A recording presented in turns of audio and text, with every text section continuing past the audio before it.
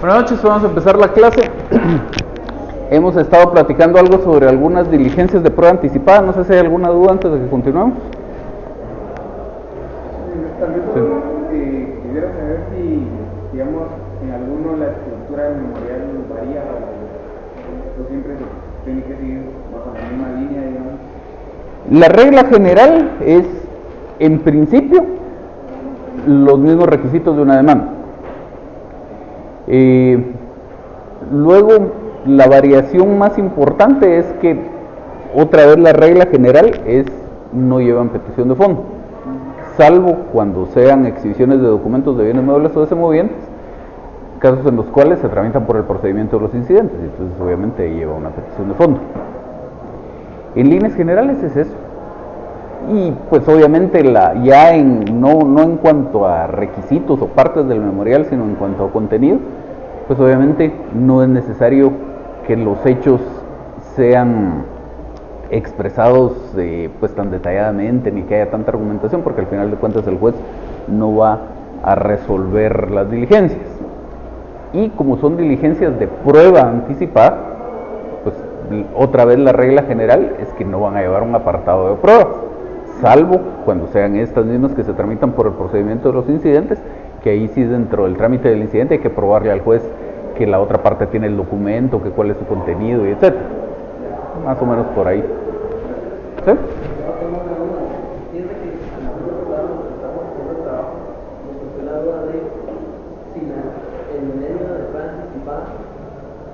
Algunos, o no sé si todos, o por norma general, se aporta prueba en el memorial.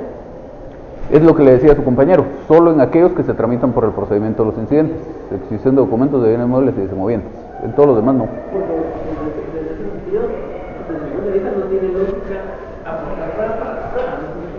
Ajá. Entonces, y no es, por supuesto tiene usted razón, no tiene lógica, pero además no es solo una cuestión de lógica, sino es una cuestión de la tramitación del expediente. No, en esas diligencias no hay un periodo de prueba, entonces usted ofrece prueba cuando hay un periodo de prueba. En este caso no hay un periodo de prueba, salvo en estos que se tramitan por el procedimiento de los incidentes. A mí me tocó el trabajo en 103 de conocimiento judicial y prueba judicial. Mi pregunta es, ¿se aplica también sustitutoriamente lo que establece el reconocimiento judicial del medio probatorio del 132 en adelante? ¿Le tocó prueba anticipada de reconocimiento judicial? Ajá. Sí, por supuesto. O sea, todos las diligencias que usted ve aquí contempladas que se pueden tramitar como prueba anticipada son el reflejo, como el nombre lo dice, de medios de prueba que se diligencian antes de que exista un proceso. Entonces, normalmente aquí en los artículos 98 y siguientes el código le da algunas particularidades, pero cómo se lleva a cabo la diligencia propiamente dicha, lo ve usted en la parte de la prueba.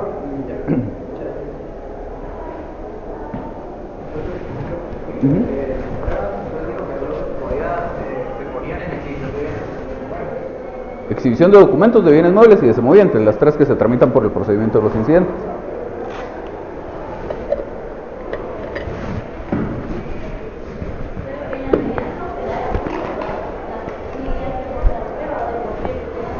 Ahí no hemos llegado, esas no. Bueno, entonces se lo adelanto. Esas nunca tienen un periodo de prueba, pero normalmente es necesario de alguna manera justificar la necesidad de la medida. Bueno, tal vez no es necesario, es conveniente, porque en nuestra materia, en el derecho procesal civil, la ley no lo exige. En el derecho laboral, por ejemplo, hay una norma que dice que uno puede pedir medidas precautorias y que lo único que tiene que hacer es justificar la necesidad de la medida. En nuestro medio no es una justificación de la medida lo que hay que hacer, son otros puntos los que hay que atender, pero igual es conveniente que el juez tenga a la mano algunos elementos de juicio para calificar la idoneidad de esa medida que usted está pidiendo. Entonces yo lo que haría sería incluirle, por ejemplo, un contrato es lo que le vamos a aportar al juez. Entonces usted incluye su subtítulo de pruebas y le pone un parrafito que más o menos diga En estas diligencias no hay un periodo de prueba, sin embargo, para facilidad de estudio de las diligencias, acompaño los siguientes, le pone el subtítulo de documentos y ya la copia del contrato tal o lo que sea que vaya a aportar como documento. En líneas generales serían solo documentos lo que le serviría aquí, porque como insisto, no hay un periodo de prueba. Entonces, si usted ofrece una declaración de las partes o cualquier otra cosa, no le sirve. Entonces vamos a ver las 2 o 3 diligencias de prueba anticipada que nos hacen falta.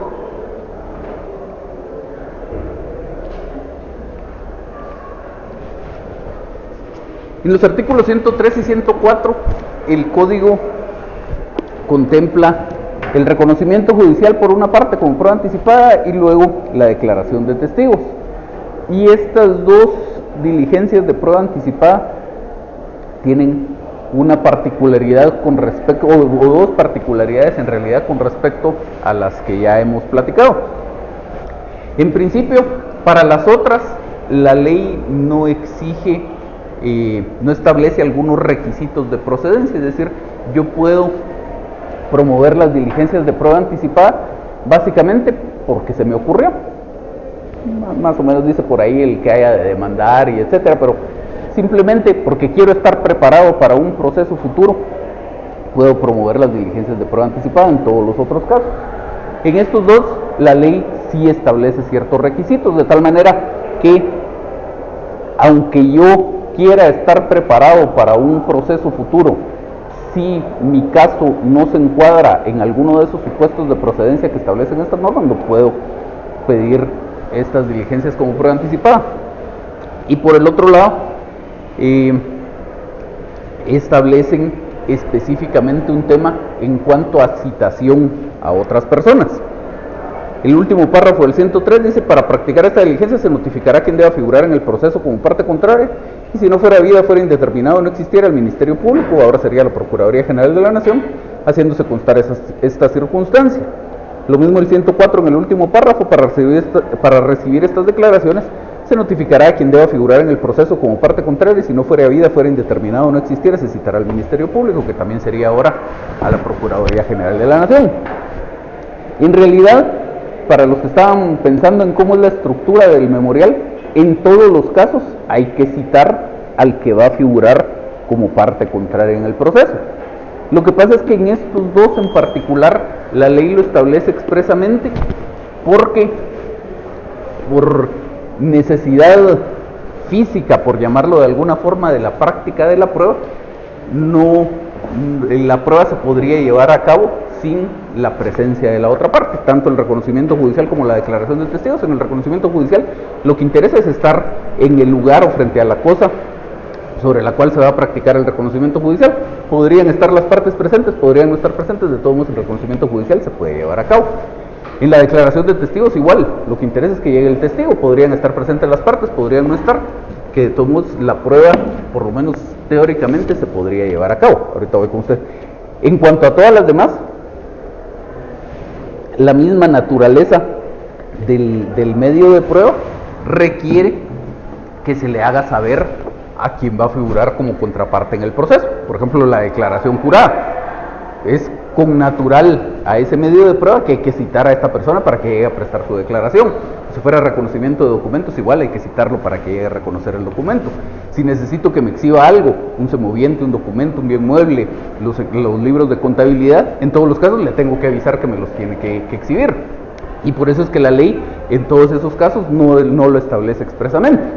Ahora, esto, aunque es las diligencias de prueba anticipada, aunque se llevan a cabo antes de que exista el proceso, sigue siendo aplicable esto que establece el artículo 129 del Código,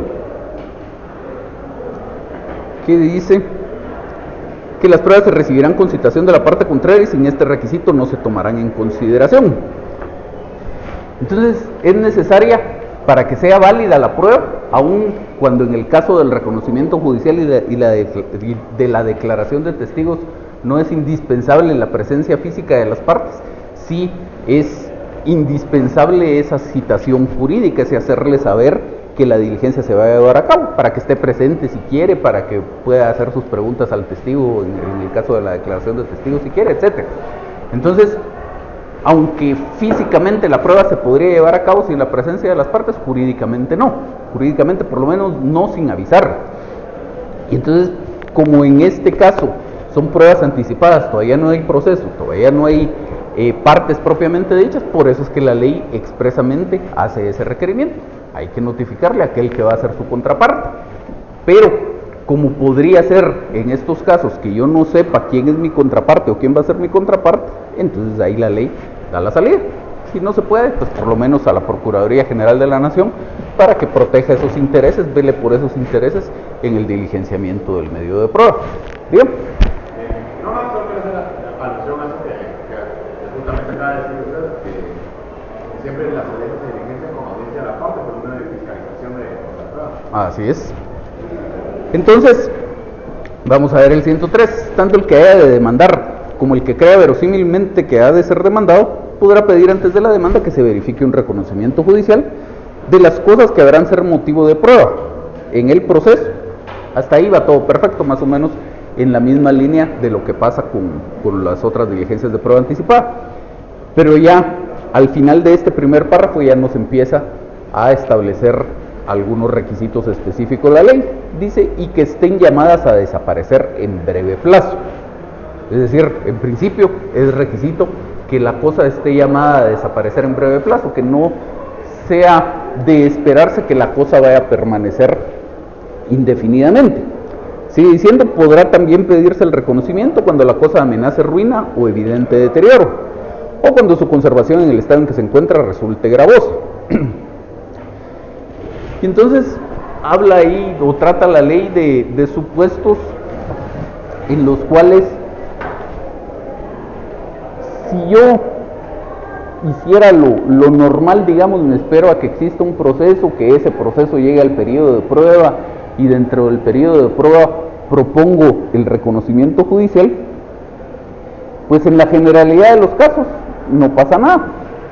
Cuando lleguemos al momento del reconocimiento judicial se establecerá lo que se tenga que establecer, porque lo normal sería que la cosa o el lugar sobre el que se debe practicar el reconocimiento judicial esté más o menos en las mismas circunstancias, de aquí a que pasen los 6 meses, 1 año, 2 años o 5 años en que ya estemos en el periodo de prueba. Así, por ejemplo, si yo promuevo un juicio ordinario con el objeto de que se ordene la constitución de una servidumbre de paso porque mi predio está enclavado dentro de otros y no tengo una salida a la vía pública, pues en la misma situación voy a estar dentro de 2 años, no importa, me puedo esperar a que lleguemos al periodo de prueba. No se ve afectado el resultado de la prueba y yo voy a poder probar el hecho que quiero probar, que es que el predio está enclavado sin salida a la vía pública. Pero hay otros casos en los que eso no es así, y como dice la ley, en principio, estén llamadas a desaparecer en breve plazo. Por ejemplo, son alimentos perecederos. Si queremos probar algo respecto al estado que tienen esos alimentos hoy, a lo mejor hoy todavía están en buen estado, pues es urgente practicar el reconocimiento judicial antes de que se descompongan por un proceso natural. Siguiente párrafo, podrá pedirse también el reconocimiento cuando la cosa amenace ruina, está a punto de caerse, es una construcción que quedó dañada porque llegó un carro y se empotró en la casa, y entonces la casa quedó en tan mal estado que está a punto de caerse. Estamos incluso poniendo en riesgo la seguridad pública, hay que derribar eso y volverlo a construir o hacer algunas obras ahí, y entonces eso no se puede quedar así indefinidamente hasta que lleguemos al periodo de prueba. Cuando amenaza evidente deterioro, pues igual cuando se siga dañando el bien por el transcurso del tiempo, a lo mejor hay una plaga en ese bien, hay una plaga de polillas y en el bien hay mucha madera y entonces hay que hacer algo antes de que se termine de deteriorar. O cuando su conservación en el estado en que se encuentra resulte gravosa. Yo soy propietario de un bien inmueble, lo di en arrendamiento, el inquilino lo dejó en muy mal estado y yo le voy a cobrar al inquilino esos daños y perjuicios. Pero pues, parte de mis ingresos dependen del arrendamiento de ese bien. En el estado en el que está, en el estado en que se encuentra, no lo puedo dar en arrendamiento. Entonces lo tengo que reparar para poderlo dar en arrendamiento. No puedo esperarme 2 años a que el proceso llegue al periodo de prueba. Entonces, ¿qué hago? Pido el reconocimiento como prueba anticipada, se practica el reconocimiento, se establece lo que yo quiera establecer de cuál es el estado en que me entregaron ese bien, y establecido esto, pues puedo repararlo y que el proceso se tarde lo que se tenga que tardar. Luego dice el tercer párrafo: podrá complementarse el reconocimiento con prueba pericial si esta fuera apropiada a criterio del juez. En este caso se procederá en la forma expuesta para este medio de prueba.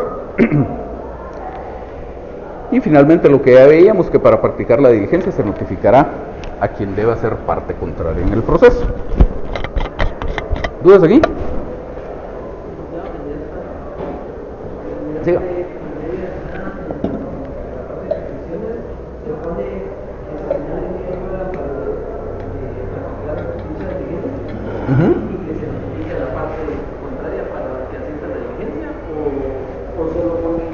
No es indispensable pedir que se le notifique, porque en la parte introductoria de su memorial, donde si esto fuera una demanda, usted diría a quién demanda y en dónde puede ser notificado.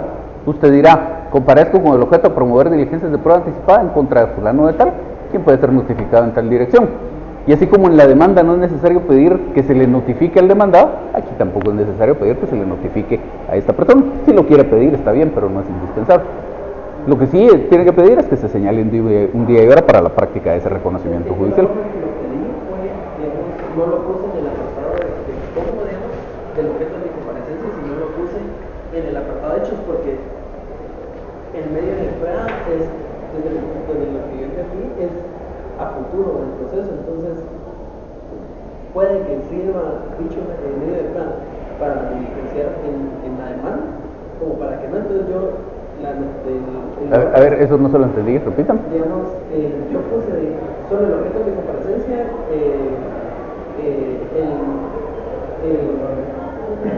en la calidad con la que actúo, no me recuerdo cómo fue,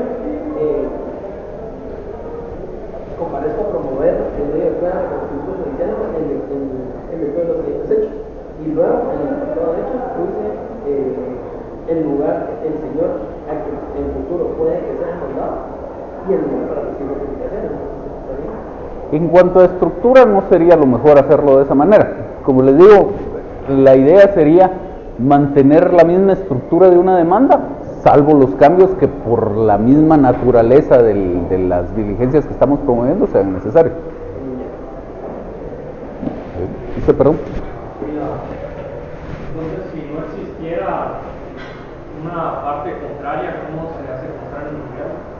Porque si es un requisito nacional de solicitud, el lugar donde la residencia de la otra parte para que sea notificada. Lo que pasa es que en realidad el que no existiera es un poco exagerado, digamos, por parte del código, porque si no existe alguien con quien usted vaya a tener un proceso futuro, no va a haber un proceso futuro. Pues para que exista proceso se necesita por lo menos que hayan dos partes. En realidad es más probable los otros dos supuestos que establece la norma: si no fuere a vida o fuere indeterminada. Entonces usted podrá decir que comparezco a promover diligencias de prueba anticipada de reconocimiento judicial, y dirá a continuación: en virtud de que desconozco la persona con quien se llevará a cabo o contra quien litigaré en el futuro proceso, deberá notificarse a la Procuraduría General de la Nación en su sede, etcétera, etcétera, etcétera. ¿Sí? Y ya por supuesto en el curso de los hechos explicará pues cuál es más o menos el litigio que va a existir y por qué no sabe quién va a ser su contraparte.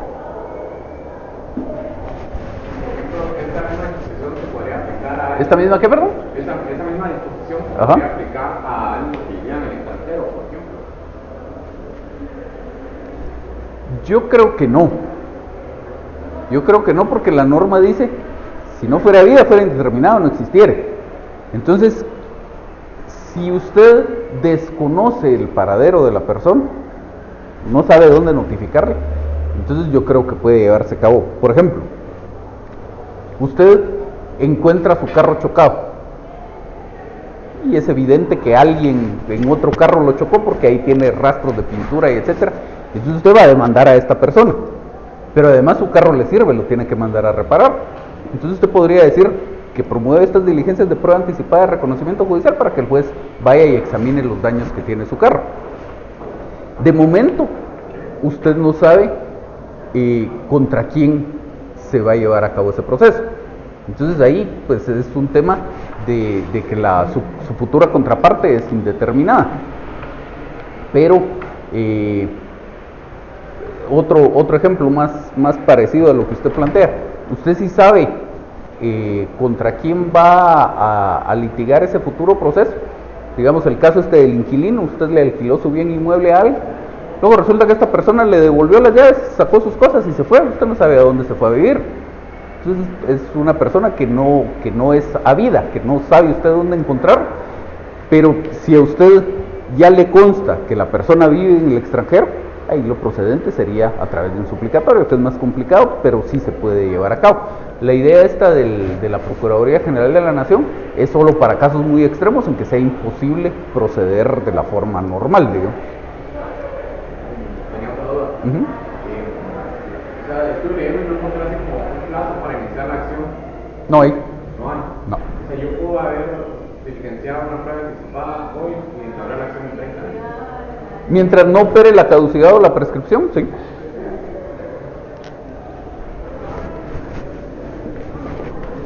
¿Sí? ¿Y cuál es el que sí hay para Los procesos cautelares.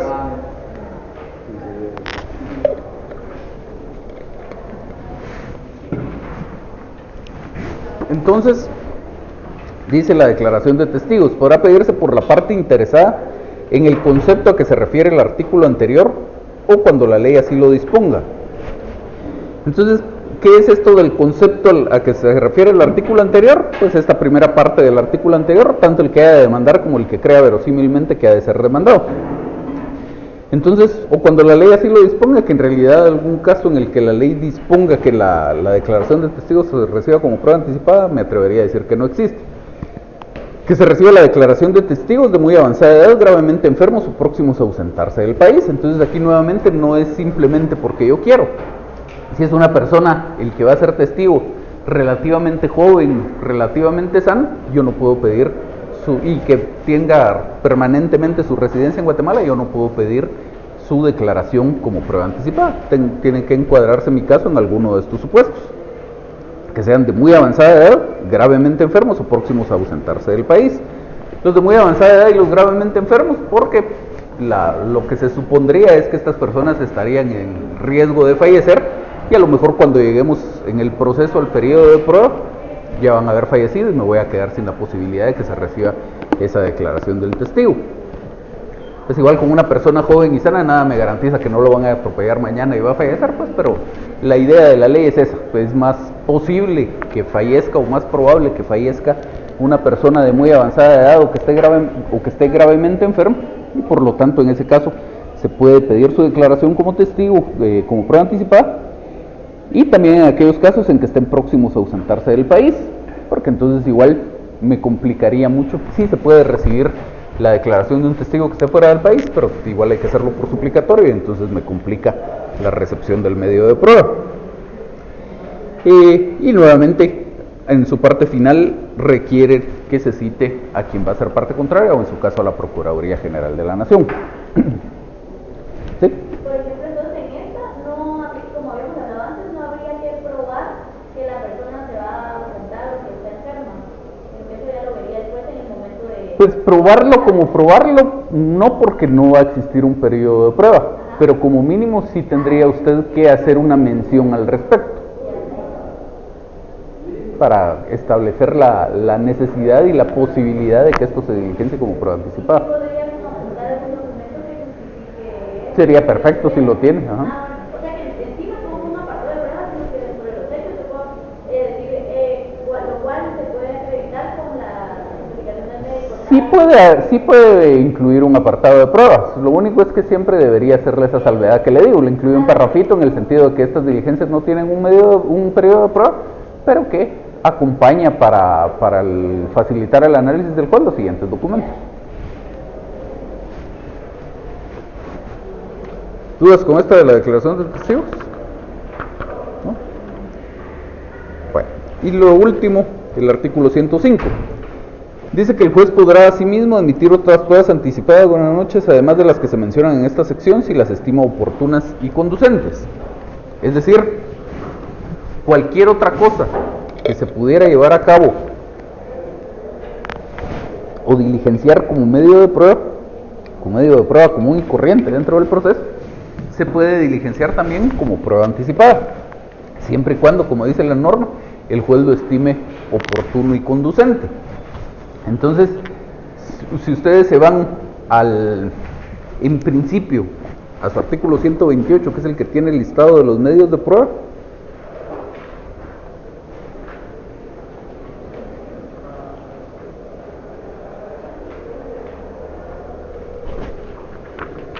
verán que dice, son medios de prueba. Primero, declaración de las partes. Esto ya está previsto expresamente, la prueba anticipada de declaración jurada. Segundo, declaración de testigos, también está previsto expresamente, lo acabamos de ver. Tercero, dictamen de expertos. Dentro de la parte de prueba anticipada no regula el código expresamente el dictamen de expertos, salvo cuando dice que el reconocimiento judicial se puede completar con prueba pericial. Entonces, un dictamen de expertos común y corriente también se podría pedir su diligenciamiento como prueba anticipada, basados en este artículo 105. Luego dice reconocimiento judicial, que sí está expresamente. Documentos. De los documentos solo establece el código lo relativo a la exhibición de documentos y lo relativo a la exhibición de libros de contabilidad. Pero si vamos a la parte que regula los documentos en el código a partir del artículo 177, establece distintas modalidades, pudiéramos decir, de la prueba de documentos. Entonces, en su artículo 177 y 178 trata el código pues, de los documentos común y corrientes, aquellos que la parte acompaña a su escrito y luego en el periodo de prueba pide que se tengan como medios de prueba. Y ya después regula el código algunas diligencias particulares. Por ejemplo, en el 179 el cotejo con los originales, comparar una copia con su original. En el 181 los documentos en poder de terceros. Antes de hablar del 181, en el 182 los documentos en poder del adversario. Estos documentos en poder del adversario es lo que decíamos la clase anterior, que es lo que como diligencias de prueba anticipada es la exhibición de documentos. Ahora, si quisiéramos que se traiga a la vista un documento, pero que no está en poder del que va a ser mi contraparte, sino está en poder de un tercero, sería con base en este artículo 181. Y esto también se podría pedir como prueba anticipada, pero fundamentándonos en este artículo 105 del que estamos hablando. Luego en el 183, esto es más o menos común, los informes. Entonces, como prueba anticipada, podemos pedirle al juez que requiera algunos informes a alguna institución que consideremos oportuna, ¿sí? En este caso, como este no tiene un procedimiento establecido, sería por el procedimiento de los incidentes.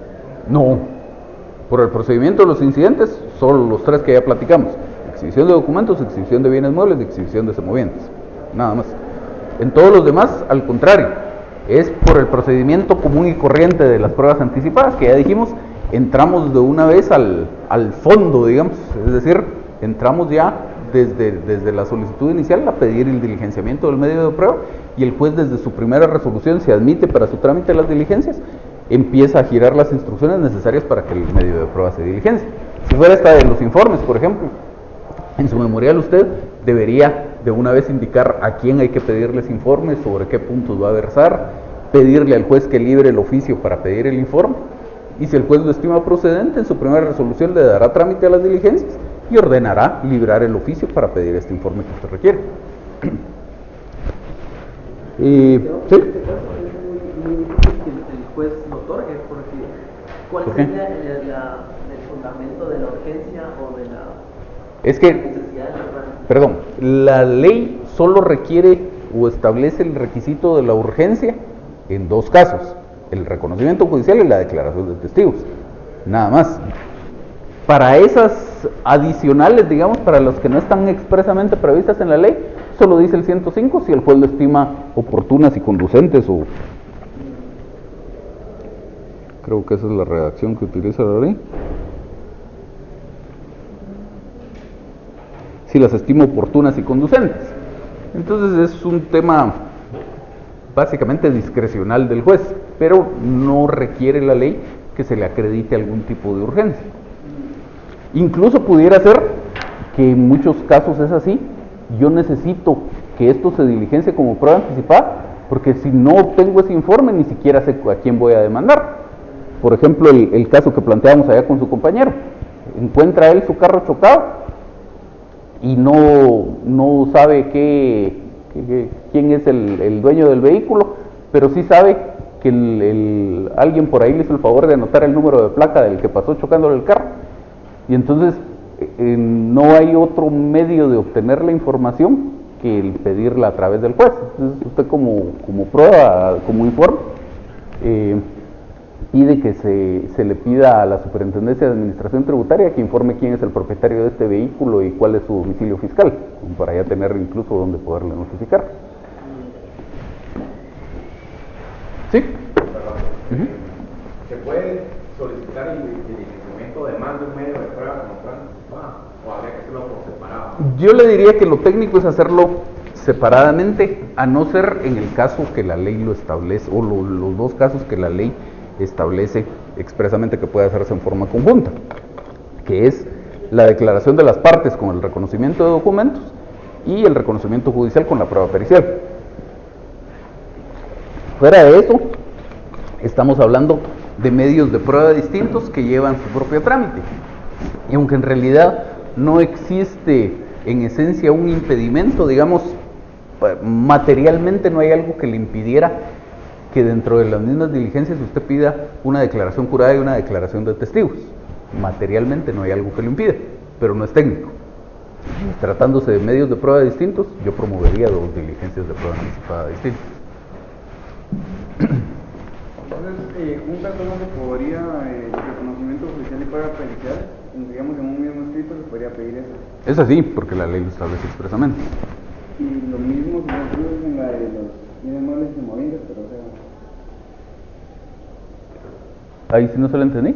Que digamos lo mismo, o sea, pedirlo en el mismo escrito, por ejemplo, que hubieran bienes muebles y también los movibles que son bienes muebles, pero por ejemplo, así cosas de animales, pero también se podría hacer en el mismo escrito.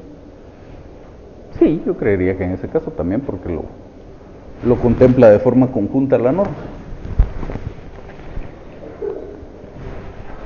Pues decíamos, este 184, que lo trata aquí como el reconocimiento de documentos, pues es lo de reconocimiento de documentos privados, que también lo contempla la ley específicamente como diligencia de prueba anticipada.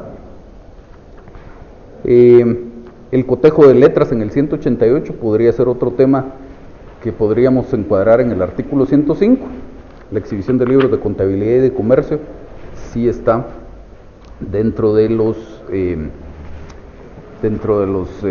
pruebas anticipadas contempladas específicamente. Y finalmente, pasándonos a los medios científicos de prueba, estos no los contempla la ley específicamente como diligencias de prueba anticipada. Según el caso, podríamos tratar de encuadrarlos también en este artículo 105. Siempre sujetos a lo que ya decíamos, que ahí no necesariamente el juez me va a acceder a que se diligencie la prueba anticipada, sino únicamente si lo estimo oportuno y conducente.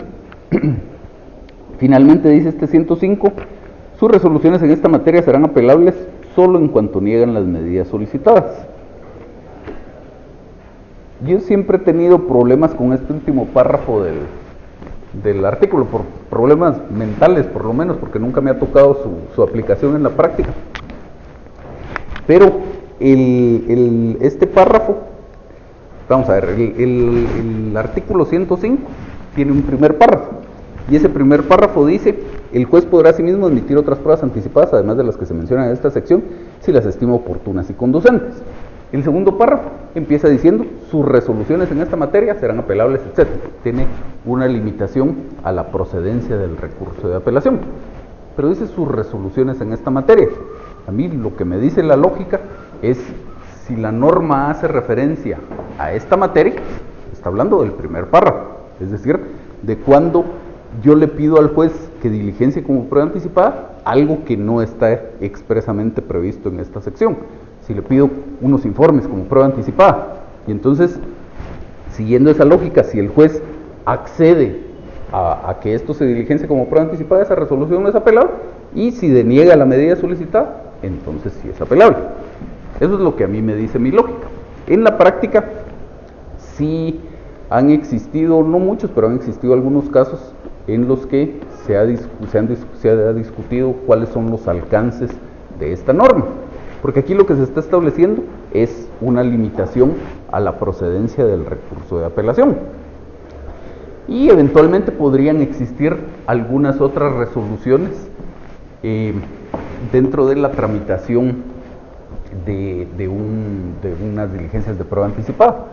Por ejemplo, si alguien interpone una nulidad dentro de la tramitación de las diligencias de prueba anticipada, que esto ya lo vamos a ver un poco con más detenimiento cuando lleguemos a los medios de impugnación, pero el artículo 615, cuando trata la resolución de la nulidad, dice que esto se tramita por el procedimiento de los incidentes y que la resolución que se dicte es apelable. Dice: la nulidad se interpondrá ante el tribunal que haya dictado la resolución o infringido el procedimiento. Se tramitará como incidente y el auto que lo resuelva es apelable ante la sala respectiva o en su caso ante la Corte Suprema de Justicia. Entonces, esa es la regla general en la nulidad. El auto que resuelva la nulidad es apelable. Luego existen, por ejemplo, en un juicio ordinario, cualquier auto que resuelva una nulidad es apelable, porque el juicio ordinario no tiene limitaciones al recurso de apelación más que las que establece el artículo 602 del Código. Existen algunos otros tipos de proceso que sí tienen limitada la procedencia del recurso de apelación. Por ejemplo, el juicio oral en el artículo 209.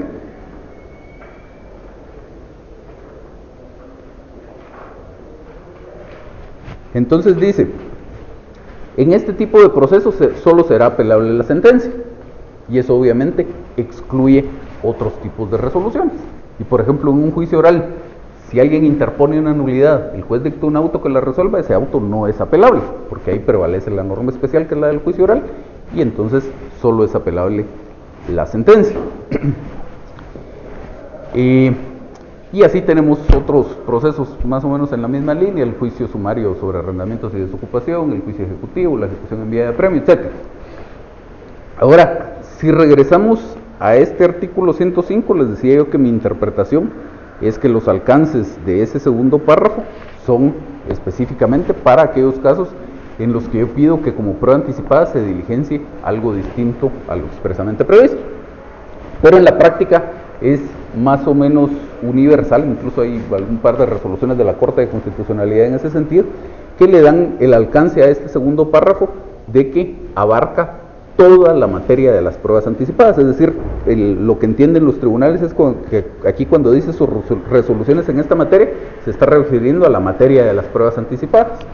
Y entonces, según este criterio, cualquier resolución que se dicte dentro de cualquier diligencia de prueba anticipada, sea que esté expresamente prevista en la ley o no, solo será apelable en cuanto se deniegue la medida, en cuanto se deniegue la diligencia, en cuanto el juez no acceda a que este medio de prueba se practique como prueba anticipada. Y fuera de eso, nada más es apelable. Entonces, en el mismo caso, si se interpusiera una nulidad dentro del trámite de unas diligencias de prueba anticipada, el juez le da trámite a esa nulidad y la resuelve como debe ser a través de un auto, ese auto, según este criterio, no es apelable.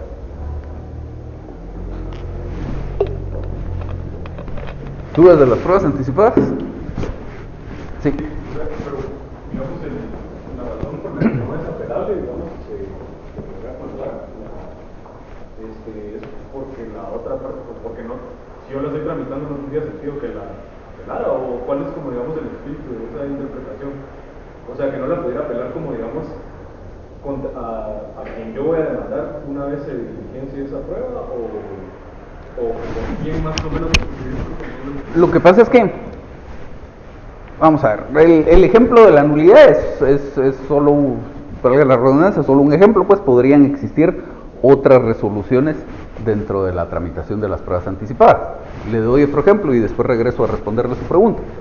Hay 3 diligencias de prueba anticipada que se tramitan por el procedimiento de los incidentes: la exhibición de documentos, la exhibición de bienes muebles y la exhibición de semovientes. Siendo que esto se tramita por el procedimiento de los incidentes, usted agarra su ley del organismo judicial y se va al artículo 140. Y entonces dice que el juez resolverá el incidente.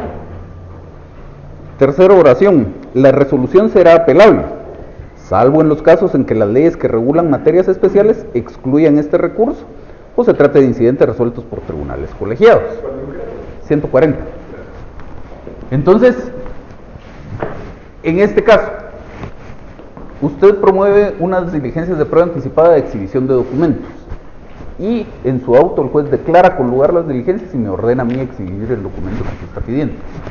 Yo no estoy de acuerdo con esa resolución. Yo considero que le provee al juez que el documento no está en mi poder y que por lo tanto no lo puedo exhibir. Entonces, hasta ahí, pues todo va razonablemente bien.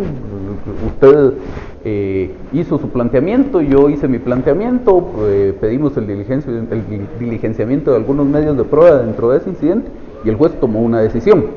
Ahora, que yo estoy en desacuerdo con esa decisión, me corresponde decidir qué voy a hacer al respecto.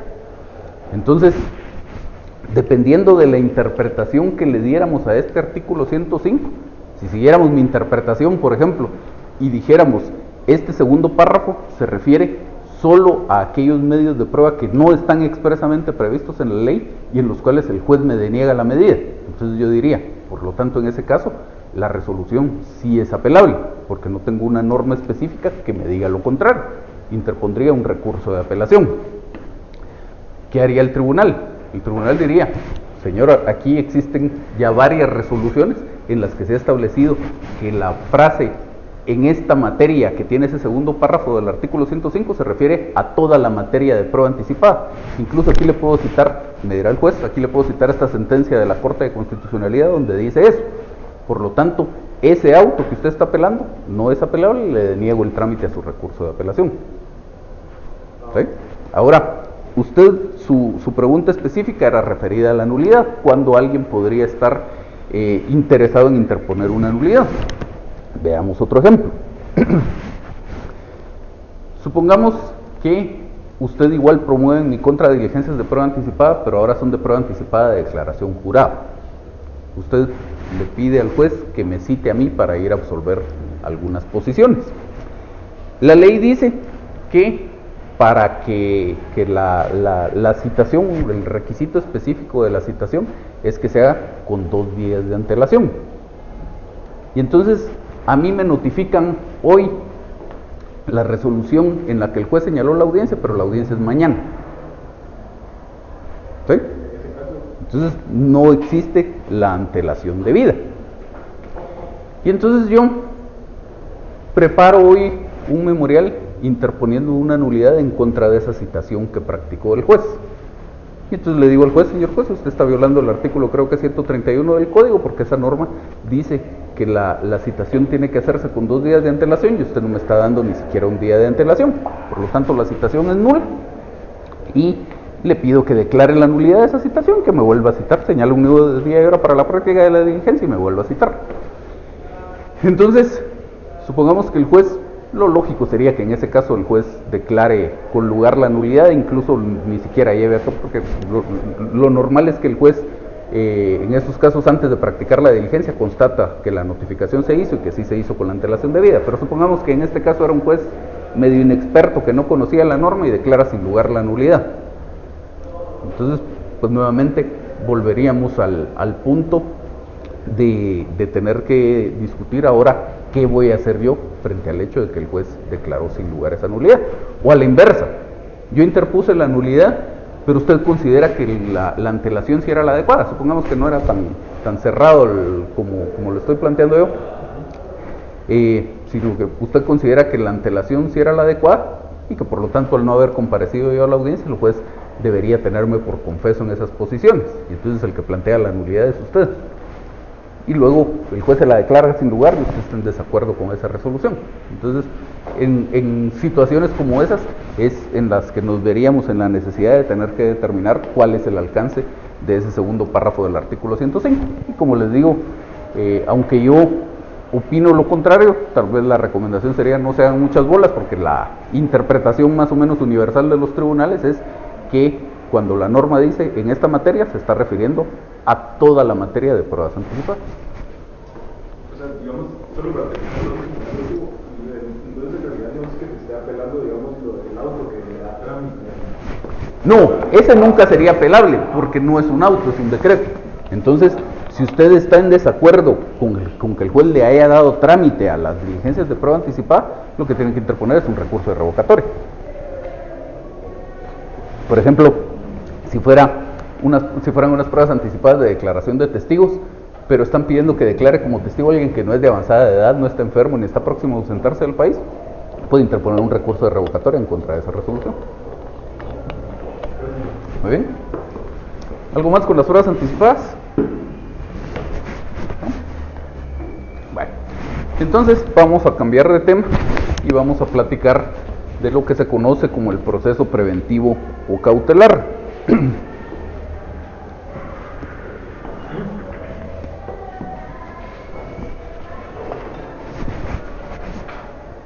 Que aquí en principio, ustedes que ya estudiaron algo al respecto para una prueba corta que tuvimos, habrán leído que existe alguna discusión en la práctica respecto a si esto debería ser considerado como un proceso o no. Y más o menos decíamos algo también en el primer día de clases, que en cuanto a la clasificación del proceso, hay algunos que consideran, en cuanto a la clasificación de los procesos por su función, hay algunos que consideran que esta es una clasificación bipartita, dos clases de procesos nada más, los de conocimiento y los de ejecución, y hay otros que consideran que la clasificación es tripartita.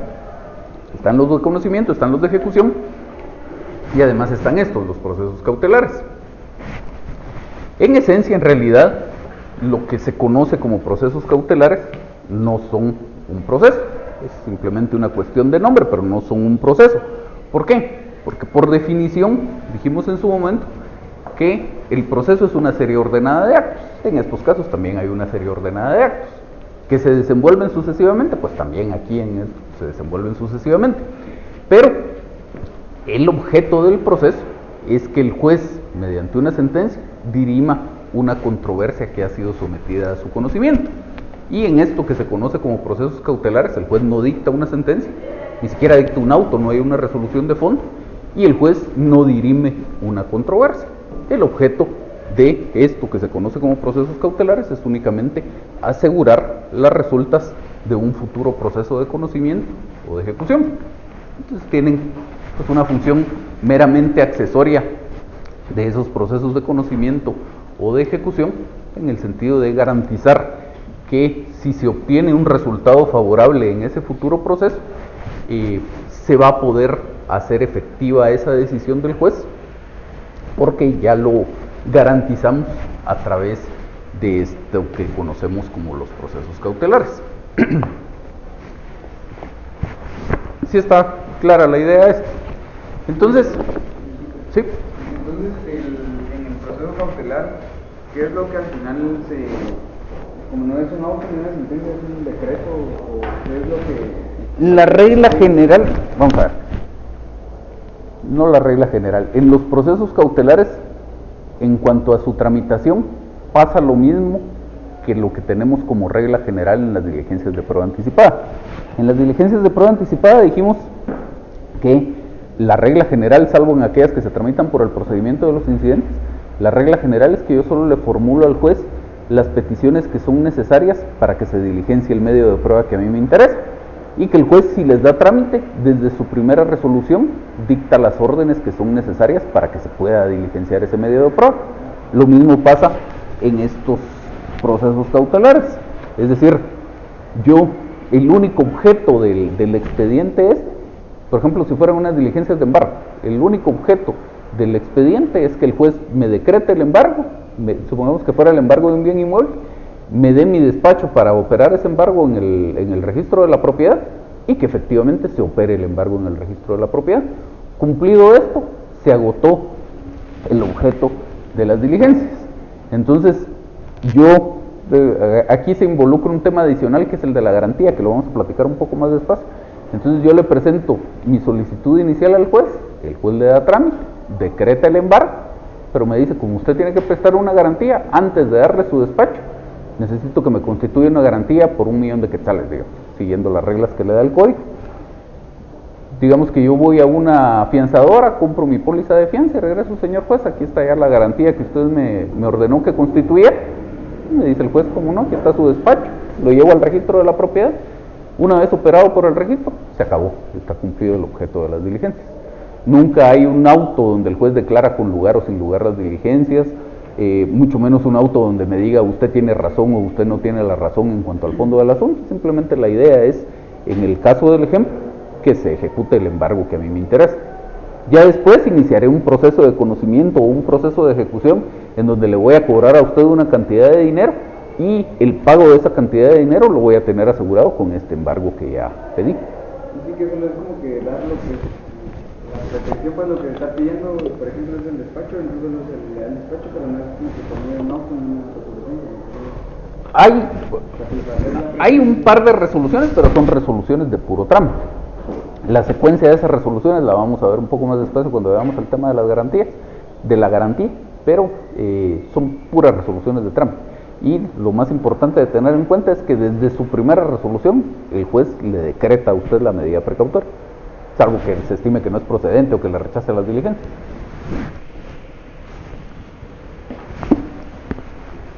¿Algo más?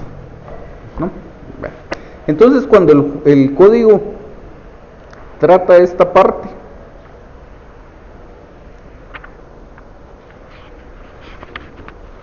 regula esto dentro de su libro quinto, que se titula Alternativas comunes a todos los procesos, y ese libro quinto tiene un título primero que se llama Providencias cautelares, y ese título primero de Providencias cautelares a su vez se divide en dos capítulos. Uno que titula el Código de Seguridad de las Personas, que es lo que en la práctica conocemos como las medidas de seguridad, sobre todo cuando la persona, normalmente la señora o los hijos están siendo víctimas de violencia intrafamiliar. Entonces el juez puede otorgar algunas medidas aquí para su protección. De ese vamos a platicar un poco más despacio la próxima clase. Me interesa hoy que avancemos con lo otro, lo que el código contempla, lo que el código incluye en su capítulo 2, que es lo que el código titula medidas de garantía. Y en esas medidas de garantía, el código establece 6 distintas medidas de garantía. Por su orden, establece el arraigo, la anotación de demanda, el embargo, el secuestro, la intervención. Ahí llevamos 5.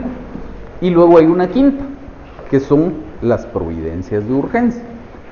Como vamos a ver en un momento, ya cuando vayamos entrando al detalle de cada una de estas, la idea es que en las primeras 5 el legislador trató de abarcar todas las medidas que razonablemente pudieran proteger mis derechos en vistas de un proceso de conocimiento o de un proceso de ejecución. Todas las medidas que pudieran garantizar las resultas de esos procesos. Hay algunos casos muy especiales que están contemplados en otras leyes que tienen previstas sus propias medidas precautorias. Por ejemplo, en la ley de propiedad industrial contempla algunas medidas precautorias específicas para esa ley, en la ley de derecho de autor y derechos conexos también, y así vamos encontrando en materia de divorcio, por ejemplo, hay algunas medidas específicas de carácter precautorio que el juez puede acordar durante la tramitación del divorcio, y así dispersas por la legislación vemos algunas otras medidas precautorias que el juez puede otorgar. Y ya sin ninguna de estas 5 primeras me garantiza adecuadamente esos derechos que yo voy a discutir en un proceso de conocimiento o que voy a tratar de hacer efectivos en un proceso de ejecución, Y luego tampoco el tipo de proceso que voy a promover me garantiza efectivamente esos derechos. Luego la ley establece lo que se llama providencias de urgencia, que es, ahí pida usted lo que quiera, y el juez calificará si es oportuno para garantizarle sus derechos. Entonces, vamos a tratar de ir platicando algo sobre cada una de estas medidas de garantía. Primero, establece el código del arraigo. Y dice que cuando hubiere temor de que se ausente o oculte la persona contra quien debe entablarse o se haya entablado una demanda, podrá el interesado pedir que se le arraigue en el lugar en que deba seguirse el proceso.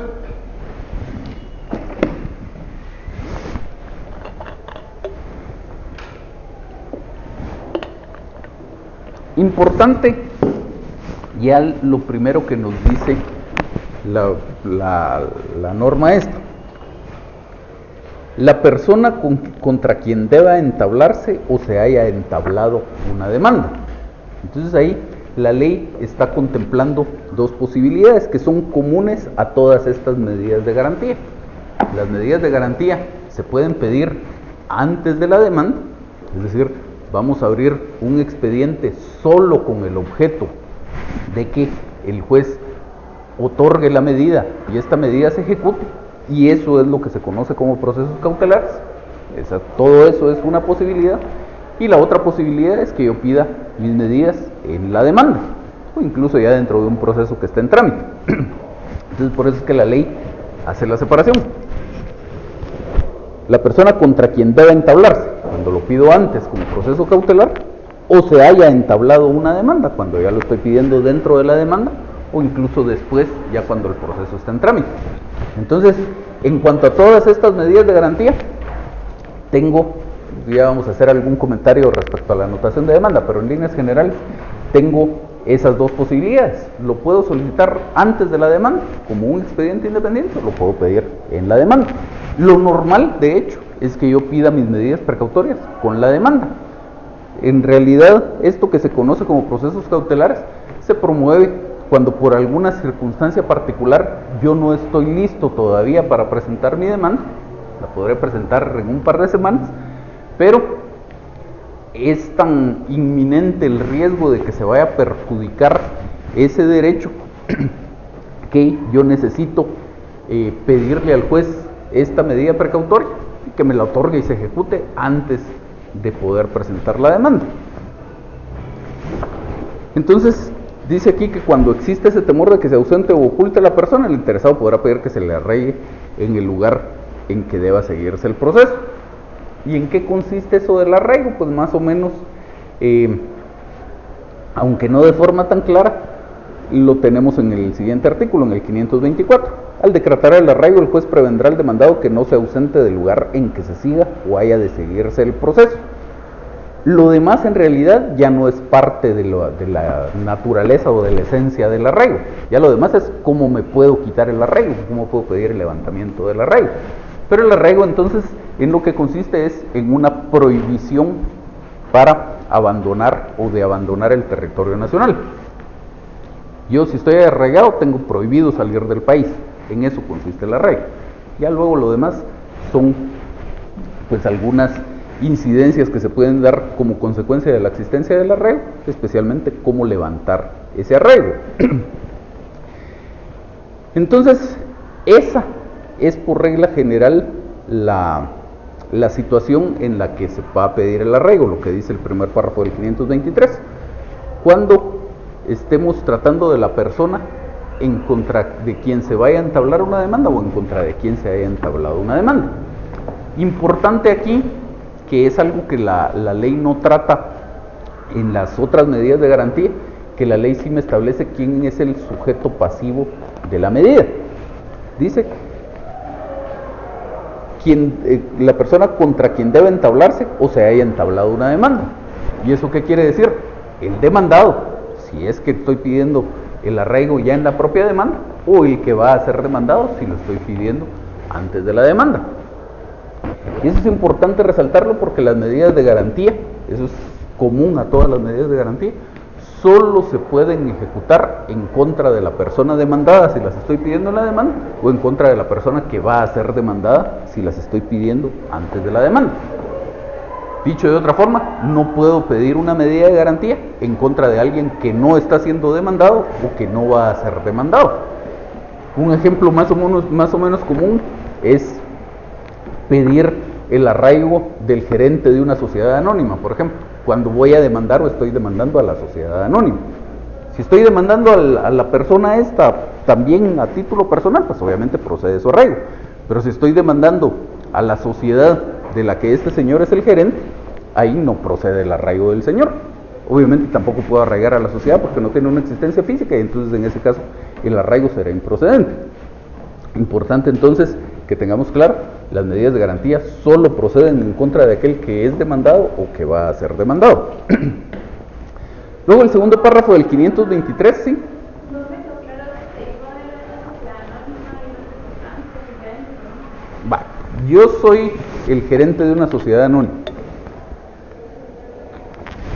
Y entonces usted va a demandar a esta sociedad. Es una sociedad constructora que le tenía que construir una casa a usted y no se la terminó de construir y entonces usted va a demandar a la constructora. Entonces, usted puede pedir cualquier medida de garantía que usted estime oportuna en contra de la sociedad. No puede pedir medidas de garantía en ese caso en contra mía, que soy el gerente de la sociedad, a no ser que me fuera a demandar a mí también. Entonces, supongamos, yo soy el gerente de la sociedad, pero además en el contrato de obra comparecí como fiador de la sociedad. Entonces en ese caso me puede demandar a mí en lo personal y si quiere puede pedirme arraigo. Perfecto, ahí no hay problema. Pero si su único sujeto pasivo en el proceso, su único demandado es o va a ser la sociedad, usted no puede pedirme arraigo. ¿Por qué? Porque yo no soy demandado en el proceso. Y como dice la norma, usted puede pedir el arraigo en contra del demandado o del que va a ser demandado, no en contra de alguien más. Lo mismo, si usted en ese mismo caso quisiera garantizarse, ¿se me perdió ahí? No, sí, es que tengo dudas porque como que gerente general no es lo mismo que representante legal, porque me recuerdo que una... Sí, no. Lo que pasa es que representante legal es cualquier persona que, como el nombre lo dice, tiene la representación legal de otra persona. Es decir, ¿qué quiere decir representación legal?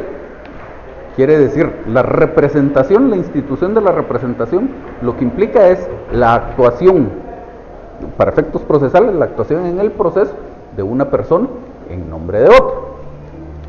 Y entonces la representación legal es aquella que confiere la propia ley.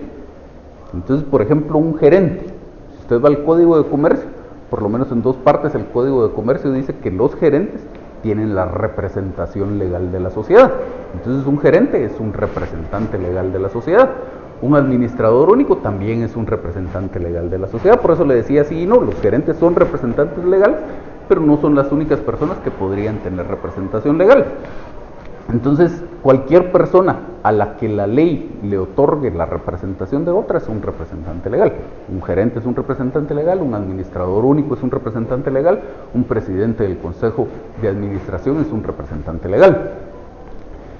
Unos padres en ejercicio de la patria potestad de un menor de edad también son representantes legales, porque es la ley la que dice que estas personas tienen la representación de este otro.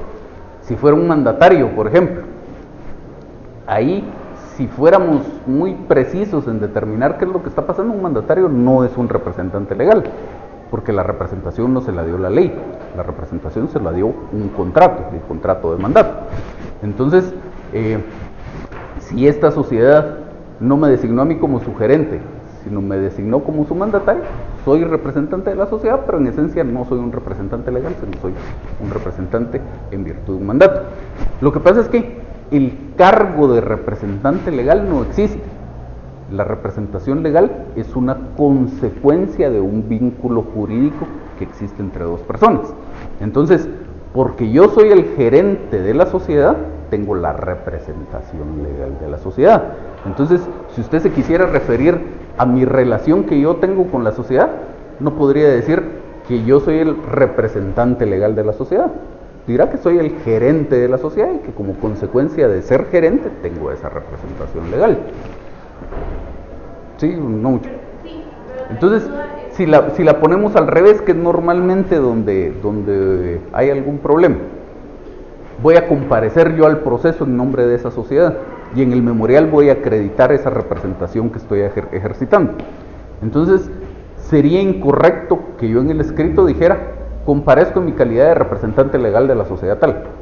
Sí soy el representante legal, pero el cargo que ostento es el de gerente general. Entonces diré, comparezco como gerente general de la sociedad tal. Normalmente, que técnicamente no está bien, pero normalmente las actas de nombramiento de estas personas dicen gerente general y representante legal. En realidad su cargo es solo de gerente general. La representación legal es una consecuencia del hecho de que yo soy el gerente de la sociedad. Pero si así me hicieron mi acta de nombramiento y así me la inscribió el registro mercantil, pues yo cuando comparezca al proceso diré comparezco como gerente general y representante legal de la sociedad tal. Pero técnicamente es incorrecto, deberíamos quedarnos solo en que es el gerente general.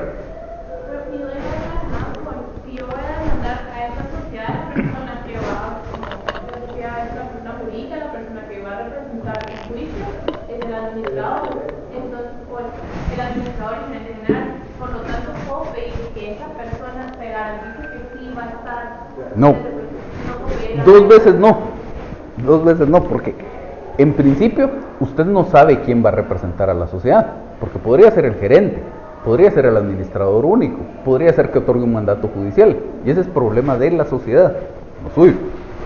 Y luego, le insisto, las medidas de garantía solo se pueden ejecutar en contra del demandado o del que va a ser demandado. Entonces, usted, si va a demandar a la sociedad, no puede pedir que se raye el gerente, no puede pedir que se raye el administrador único, no puede pedir que se raye al presidente del consejo de administración ni al mandatario judicial de la sociedad. Igual, si usted lo que quiere es garantizarse el pago de una suma de dinero, va a pedir un embargo. Podrá pedir un embargo en contra de la sociedad, no puede pedir un embargo en contra del gerente, ni del administrador único, ni del mandatario. ¿Sí?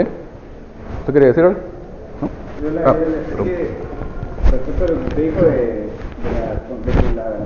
la representación legal es una consecuencia, es que en el registro mercantil no estaban como que aceptando nombramientos, sino decía representante legal. Digamos, el acta notarial decía gerente general, lo suspendían y tenía que decir representante legal.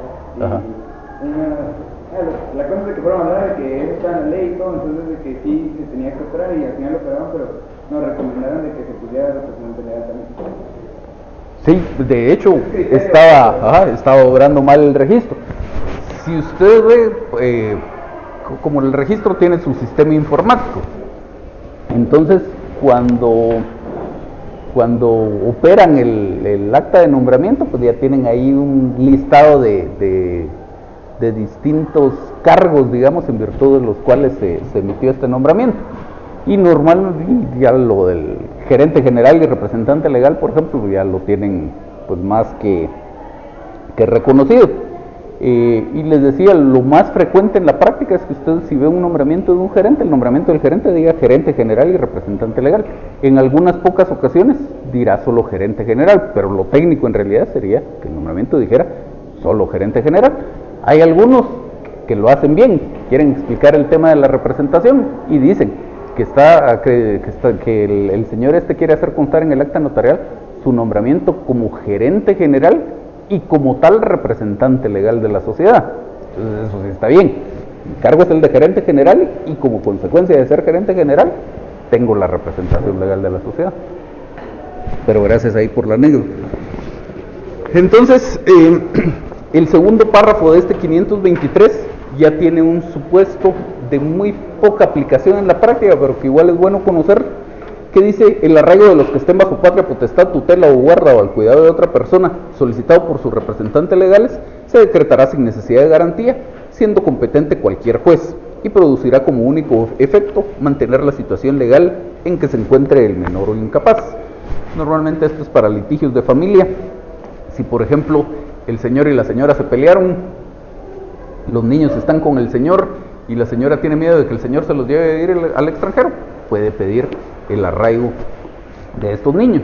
Y entonces obviamente eso está pues fuera de la regla general de que el arraigo se va a pedir en contra del demandado. A la señora no le interesa demandar a los hijos, lo que le interesa es que no se los lleven del país de una forma irregular, digamos. Entonces decíamos, en cuanto a los efectos del arraigo, el artículo 524 dice que al decretar el arraigo, el juez prevendrá al demandado que no se ausente del lugar en que se sigue o vaya a seguirse el proceso, sin dejar apoderado, dice la ley, que haya aceptado expresamente el mandato y con facultades suficientes para la prosecución y fenecimiento del proceso, y en su caso sin llenar los requerimientos del párrafo siguiente.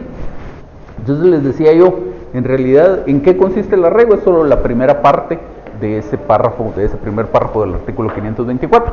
Ya a partir de la segunda parte del párrafo, lo que empieza a tratar la norma es de cómo podría levantarse el arraigo, que es algo relativamente fácil. Dice que hay que dejar un apoderado que haya aceptado expresamente el mandato y con facultades suficientes para la prosecución y fenecimiento del proceso. Esa es la regla general. La regla general es, si yo estoy arraigado, simplemente otorgo un mandato, se inscribe el testimonio de ese mandato en el registro de poderes y comparece el mandatario al proceso. Y le dice: señor juez, en este proceso se decretó el arraigo del señor Roberto Alonso, yo fui designado como su mandatario, aquí está el mandato que fue aceptado expresamente, tengo facultades para la prosecución y fenecimiento del proceso, por lo tanto le pido que se levante el arraigo. Y esa es la regla general, sencillito, el juez decreta el levantamiento del arraigo. Que al final de cuentas, la única idea del arraigo es que pues no se interrumpa la tramitación del proceso por el hecho de que la persona abandone el país.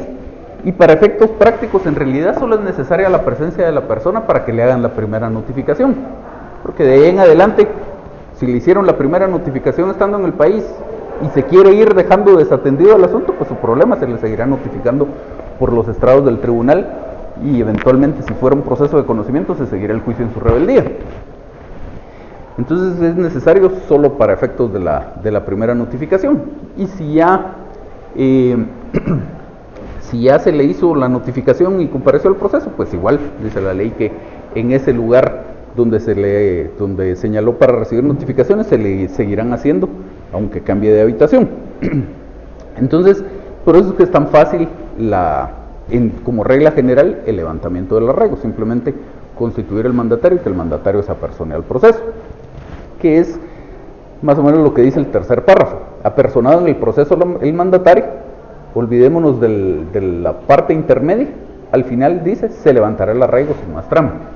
Ahora, hay algunos casos en los cuales la cosa no es tan fácil, que es de lo que trata el segundo párrafo.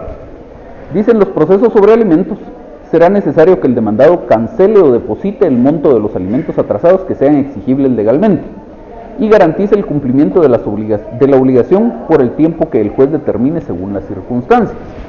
Entonces, si a mí me demandan por pago de alimentos atrasados, no basta con que yo constituya un mandatario y que el mandatario se apersone al proceso. Supongamos que yo debo 2 años de pensiones alimenticias a razón de 10,000 quetzales al mes.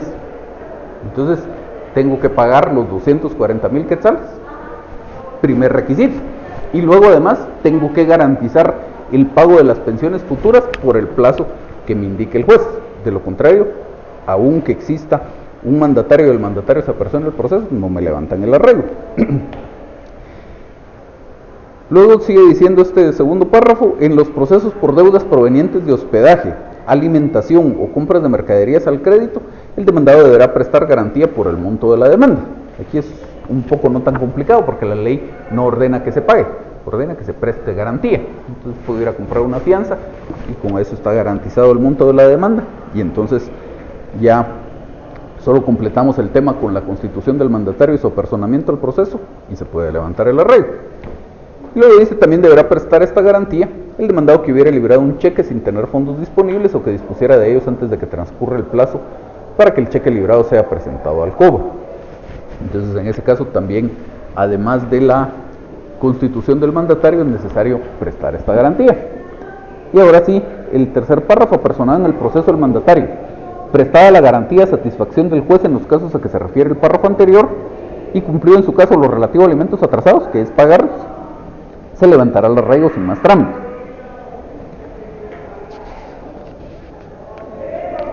Luego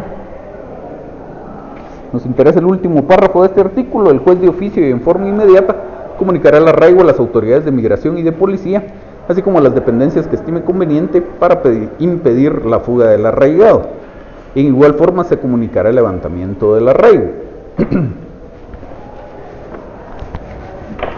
Importante en cuanto al tema del arraigo es que también hay, adicionalmente a este par de artículos, un decreto pequeñito que es el decreto 15-71 del Congreso, que establece algunas disposiciones adicionales en cuanto al tema del arraigo. Algunos de ustedes lo tienen en la parte final de su código para ver un par de cuestiones ahí que necesitamos platicar.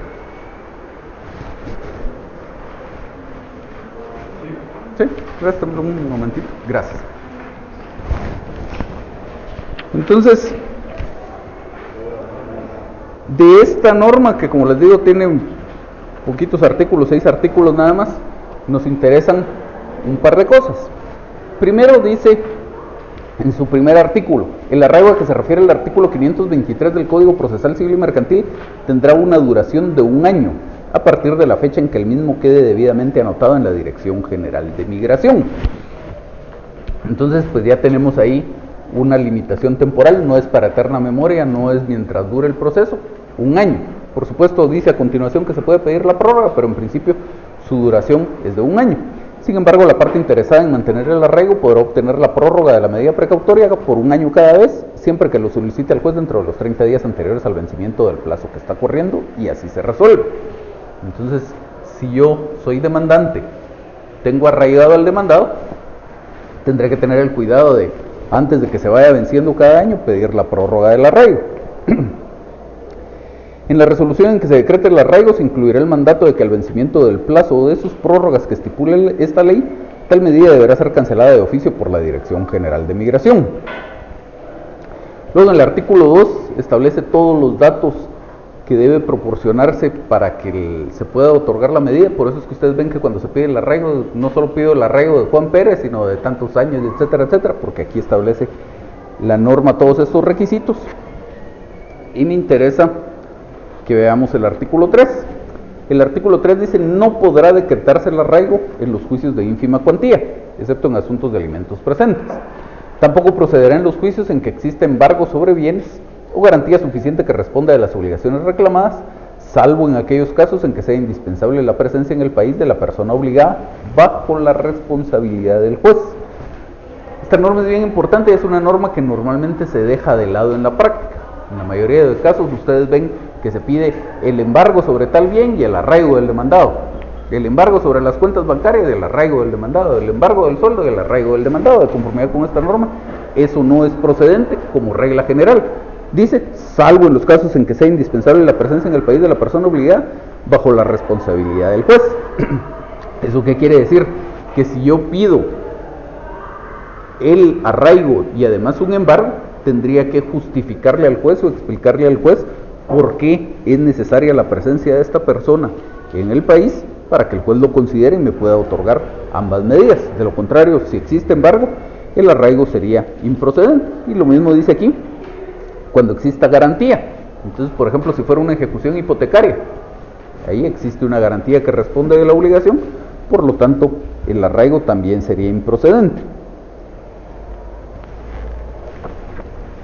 Devuelvo su ley, muchas gracias.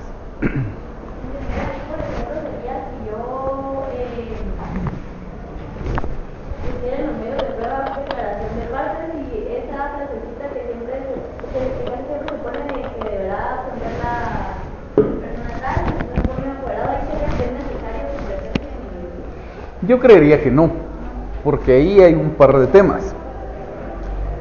En principio, el momento en el que se va a llevar a cabo esa declaración va a ser mucho después. Entonces, en principio no hay una necesidad de que esa persona esté presente en el país.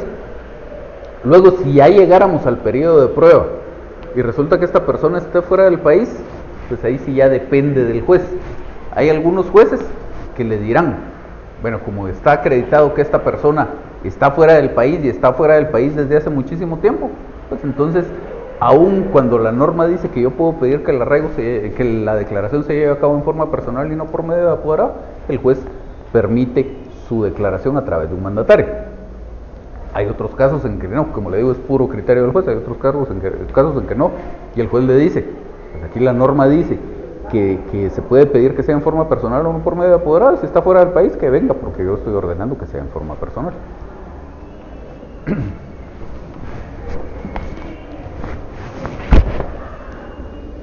¿Dudas de los reyes? Que decreten una medida de arraigo y ya decretaron un embargo de cuentas. Sí. Con fundamento en ese decreto. Sí, interpondría un recurso de revocatoria y el juez tendría que declararlo con lugar. Yo tenía un par de casos así.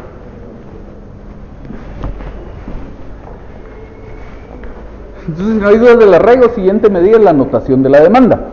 Artículo 526 del Código.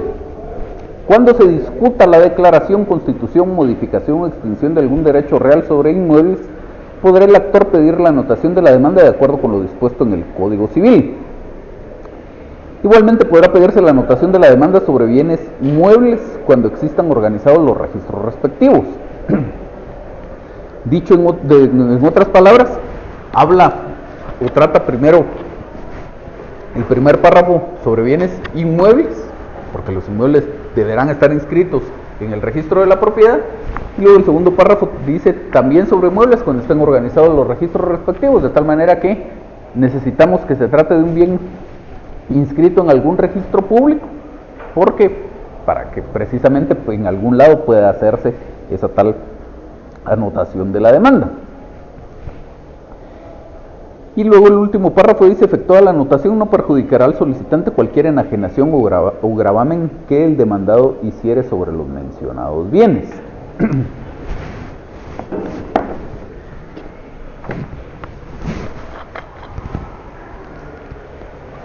Importante aquí resaltar el supuesto de procedencia de esa anotación de la demanda. No es en cualquier caso que puede pedirse la anotación de la demanda. No es para garantizar el cumplimiento de cualquier obligación. Es solo cuando se discuta la declaración, constitución, modificación o extinción de algún derecho real. Entonces, en esos casos, puedo pedir la anotación de demanda, obviamente sobre el bien aquel sobre el cual recae o recaerá ese derecho real cuya declaración, constitución, modificación o extinción estoy solicitando. Entonces la idea es, si por ejemplo, les ponía yo hace un rato un ejemplo de un caso en el que yo tengo un predio que está enclavado entre otros sin salida a la vía pública. En ese caso, yo demando la constitución de la servidumbre, puedo pedir la anotación de la demanda sobre esa finca sobre la cual quiero que se me conceda el paso. ¿Por qué? Porque si no, esta persona podría vender esta finca, la podría donar, etcétera. Y entonces resulta que aunque declararan con lugar mi demanda, esa sentencia ya no se podría ejecutar porque no la puedo ejecutar en contra de alguien que no haya sido parte en el proceso. Es un juicio de declaración de nulidad del negocio jurídico en virtud del cual se operó la transferencia de propiedad de un bien inmueble. Pues ahí también, como consecuencia del proceso, esperaríamos que exista un cambio en cuanto a los derechos reales sobre ese bien, por lo tanto la anotación de la demanda también procede. Y así, en ese tipo de situaciones, la idea es que el proceso, dicho en términos más o menos sencillos, verse precisamente sobre ese bien. Y entonces se pide la anotación de la demanda, como dice el último párrafo, para que no se afecte al solicitante con cualquier enajenación o gravamen que se hiciera de esos bienes, de tal manera que el demandado no pierde la libre disposición del bien. El demandado lo puede vender, lo puede donar, etcétera, pero el que lo recibe con esa anotación de demanda, y eso quiere decir queda sujeto a las resultas de ese proceso, aunque no haya sido parte en el proceso. Si declaran con lugar mi demanda, se verá afectado por el resultado del mismo. Por eso es que dice: efectuada la anotación, no perjudicará al solicitante cualquier enajenación o gravamen que el demandado hiciere sobre los mencionados bienes. Dicho sea de paso, aquí el código, aquí en la parte en que trata el código los efectos del emplazamiento, tiene un error a este respecto.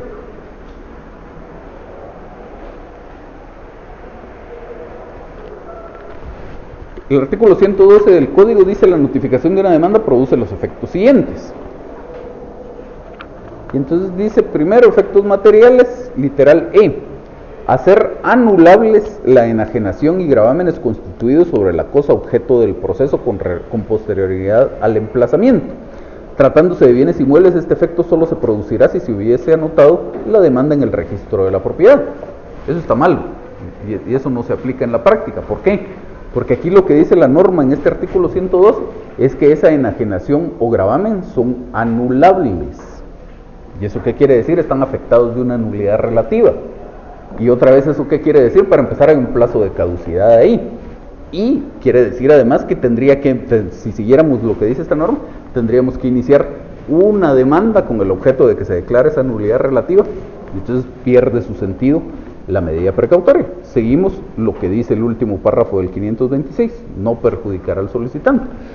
Que de hecho el mismo Código Civil de alguna forma sigue la misma línea esta del 526. Retomemos el primer párrafo del 526. Dice, en su parte final, podrá el actor pedir la anotación de la demanda de acuerdo con lo dispuesto en el Código Civil. Y veamos entonces algún par de normas interesantes a este respecto en el Código Civil.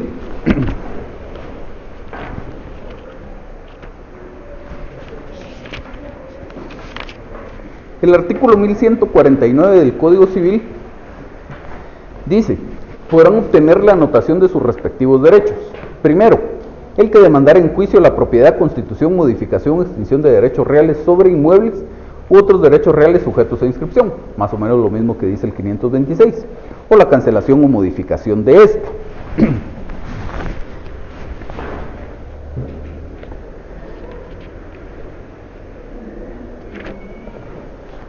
Luego el 1150. Ojo que aquí el código, en este artículo 1149, está hablando de anotaciones registrales. Y anotaciones registrales pueden haber muchas. Este primer inciso se refiere a la anotación de la demanda.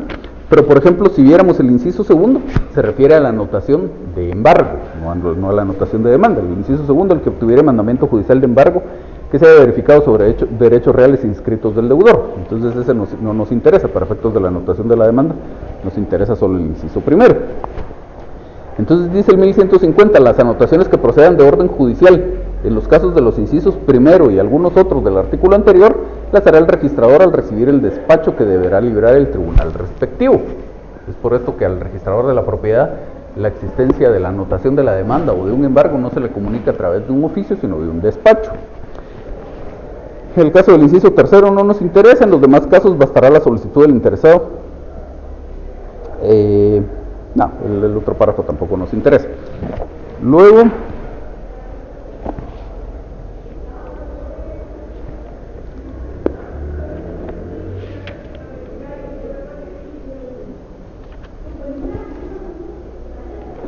nos interesa el 1163, que es lo que estábamos hablando de por qué no debemos tomar en cuenta lo que dice el 112 del procesal civil respecto a los efectos de la anotación de la demanda. 1163 dice: los bienes inmuebles o derechos reales anotados podrán enajenarse o gravarse, pero sin perjuicio del derecho de aquel a cuyo favor se haya hecho la anotación. ¿Y eso qué quiere decir? Les insisto, el bien se puede vender, se puede donar, se puede hacer lo que querramos con ese bien, pero el que lo recibe sujeto a las resultas de ese proceso, siempre y cuando la anotación de la demanda se haya hecho antes. Y muy importante, el 1170. El registrador, a solicitud de parte interesada, cancelará. Y dice, tercero, las anotaciones de demanda y de embargo después de 5 años de su fecha. Eso es importantísimo, tanto si soy demandante como si soy demandado. Y se decreta una anotación de demanda o de embargo sobre un bien inmueble. Si soy demandante, tengo que tener el cuidado. Es bien probable que el proceso tarde más de 5 años. Entonces, tengo que tener el cuidado, antes de que se cumplan los 5 años, de pedirle al juez que reitere la anotación de la demanda. De lo contrario, si transcurren esos 5 años, el demandado puede pedir el levantamiento de la medida. Y lo difícil aquí es que no se necesita intervención del juez y el que solicitó la medida precautoria nunca se entera. Simplemente se le presenta un memorial al registrador de la propiedad. El registrador de la propiedad lo único que constata es que ya transcurrieron más de 5 años desde que se hizo la anotación de la demanda o de la anotación de embargo. Procede a dejar sin efecto esa anotación, a cancelar la anotación y se acabó. Probablemente yo seguiré tramitando mi proceso 3 años más pensando que todavía existía la anotación de la demanda, y cuando quiera ejecutar esa sentencia me voy a topar con que ya se había levantado la anotación de la demanda, además se transfirió la propiedad del bien, y entonces mi proceso no sirvió para nada. Y por el lado del demandado, pues tendría que tener también la atención de ver cuándo se van a vencer estos 5 años para pedir, en su caso, que se levante esa anotación de demanda o de embargo por el transcurso del tiempo. Dudas aquí con la antes de que pasemos a las dudas. Entonces les decía al inicio que las medidas de garantía se pueden pedir antes de la demanda o se pueden pedir con la demanda, y les decía, solo les voy a hacer algún comentario con respecto a la anotación de la demanda. Con respecto a la anotación de la demanda, que es en realidad una discusión que yo he visto más en círculos académicos, nunca la he visto en la práctica, pero existe alguna discusión respecto a si se podría pedir la anotación de la demanda antes de que exista demanda. Algunos sostienen que no, bajo el argumento de que la anotación de la demanda, por su misma nombre, digamos, implica que exista una demanda que vamos a anotar sobre el bien que se va a ver afectado por la medida.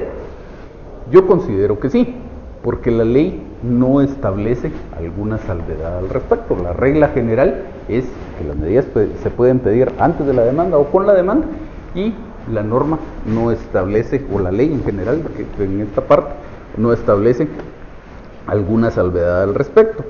Incluso si viéramos un poquito más adelante, cuando la ley trata el tema de la garantía, en su artículo 531 dice que debe constituirse garantía para que se pueda ejecutar la medida precautoria que yo solicité. Y el 532 dice, cuando la medida precautoria no se solicita previamente, es decir, no como proceso cautelar, sino al interponer la demanda, no será necesario constituir garantía en el caso del arraigo, anotación de demanda e intervención judicial. Y que, a mi juicio, ¿qué implica esto con total claridad?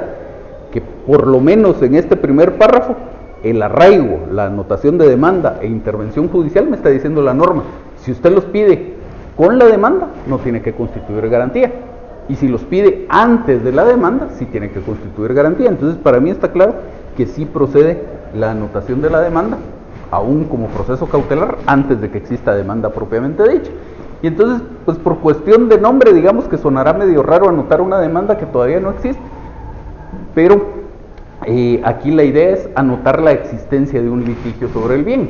Y entonces, si a alguien le interesara algo con respecto a este bien, pues tendría que ir a consultar el expediente, y si todavía estamos dentro del plazo que tiene para demandar, pues esperar a que exista una demanda. Si ya estamos fuera del plazo, pues esperar a ver si se presentó la demanda o si no, la medida se levanta. Pero yo no veo obstáculo alguno para que pudiera pedirse la anotación de la demanda antes de la demanda como proceso cautelar. Sí, esa era mi pregunta, digamos, que ¿cómo se lleva a anotar? Por ejemplo, si se anotaba como que, no sé, diligencia, es que proceso cautelar, es que en realidad la anotación propiamente dicha, ya lo que el registrador escribe en el libro, es una cosa muy sencilla. Supongamos que fuera un juicio ordinario. Dentro de un juicio ordinario, no antes de la demanda, sino en su demanda del juicio ordinario, usted pide la anotación de la demanda. Entonces, lo que dice la anotación es: el juez, digamos, sexto de primera instancia del ramo civil del departamento de Guatemala, dentro del proceso número tal, a cargo del oficial tal, decretó la anotación de demanda sobre esta finca. Despacho presentado en tal fecha. Eso es todo lo que dice. Entonces, no vería yo un obstáculo para que el registrador dijera: el juez fulano de tal, dentro de las diligencias precautorias identificadas con el número tal, decretó la anotación de demanda. Y entonces, si a usted le interesa ir a ver qué pasó con estas diligencias, como le digo, si todavía no estamos dentro del plazo para que se presente la demanda, pues verá examinará las diligencias.